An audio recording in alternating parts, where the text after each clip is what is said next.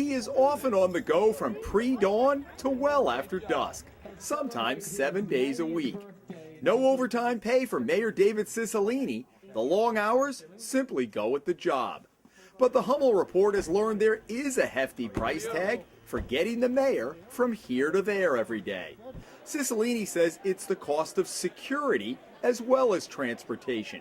Whatever the mix, it means a contingent of 4 full-time police officers over the course of any given week, at a total cost to taxpayers of nearly $500,000 a year. But do you think 4 people full-time assigned to you is a good use of city resources? I think, again, the determination by the chief of the department that assigns a security detail to the mayor of the city has been standard practice. I think it's appropriate. Do I think that we will have to look at whether we can continue to afford that? Yes. The team includes Rhonda Arujo, a 22-year veteran who over the past 2 years averaged $80,000 in base pay and overtime each year.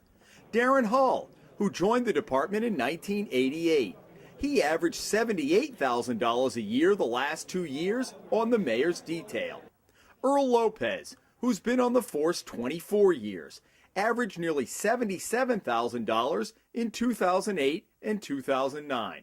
And Alan Spiver, also a 24-year veteran, averaged $87,000 a year each of the past 2 years in salary and overtime. Despite having 4 full-time patrolmen assigned to the mayor, the officers earned $12,000 to nearly $16,000 in overtime last year. In 2008, Officer Spiver pulled in $23,000. Add in longevity, medical benefits, and pension costs, and the total price tag to the city's taxpayers last year, $500,000. Is it a matter of transportation or security in your mind? I think if you ask the chief of the department and if you ask public safety officials, they would say security. I'm asking you.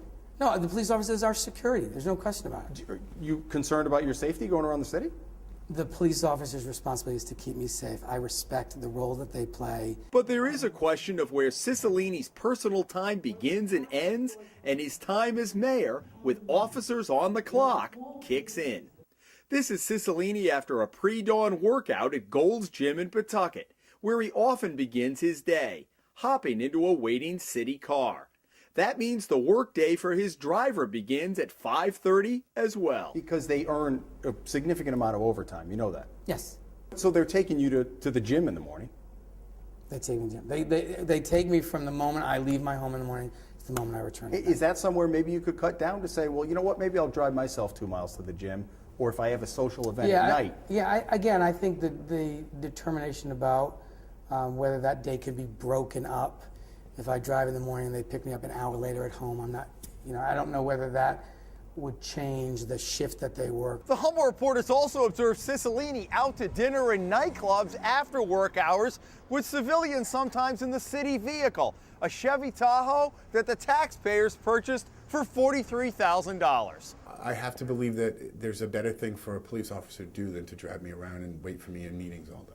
Scott Avedisian, mayor of Rhode Island's second largest city, Warwick, drives himself in a Ford Taurus he inherited from a retiring police major.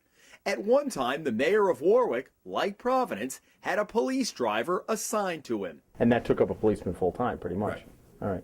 And so to me, that's just a waste of resources. A lot of days I might not leave this building. So why have someone just sitting here? If I can certainly get myself to City Hall in the morning. In the state's third largest city, Cranston Mayor Alan Fung, with a deepening budget crisis, now uses his own car, a 2005 Acura. Fung did transfer the city license plate and has a city gas card, but he paid for the transfer himself. We wanted to know how Cicilline's recently launched campaign for Congress will now affect his use of city resources. Where does the candidate and the use of city resources begin and end? Well, no city resources are used for the campaign, obviously. And so I will continue to do my job, work every day until the last day I'm in office. But if you're going to an event in the first district somewhere, if I'm going to an event outside the district, outside the city of Providence, the campaign will reimburse the city. There's a federal reimbursement rate, which of course we will do. We will already monitor that, and that will be reimbursed to the city. But even if Cicilline does reimburse the city, It appears he will be violating an ordinance prohibiting personal use of a vehicle outside of Providence unless it's for travel to a work-related event.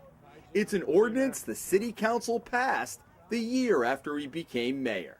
In Providence, Jim Hummel for the Hummel Report.